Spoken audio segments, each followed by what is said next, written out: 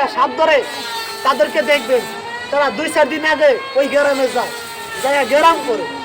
গ্রাম করে আওয়ার সময় ভালো একটা বাড়ি তারা টার্গেট করে, যে বাড়ি তারা কিছু টাকা পাই ওই বাড়িটা টার্গেট কইরা ওই বাড়ির মধ্যে ইন্দুরে গাতা থাকলে ইন্দুরে গাতা সাপ ছেড়ে দিয়ে আবার 2-4 দিন পরে যায়, যা কি কয় জানেন, কয় ভাই আপনার বাড়িতে সাপ আছে, আমি সাপের গ্যারান পাইছি।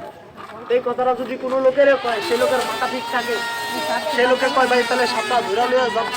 আমরা এমনি সাপ ধরি না, আমরা সাপ ধরতে গেলে আমাকে কিছু দিতেইব।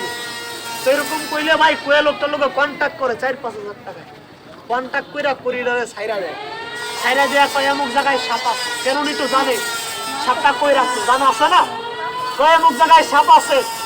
তো ওনার লগে এক বাইদার লগে যায় একজন গৃহস্থ, যাইয়া সাপটা ধরে লয়ে তারে বাজার প্রতারণা করে, কইরা মানুষের থেকে টাকা নেয়, তবে আসলে সাপ তারা ধরে না, আগে ছাইরা দিয়ে আই দেখে আল্লাহ ভাই আমার দ্বারা ওরকম বাজে নেই।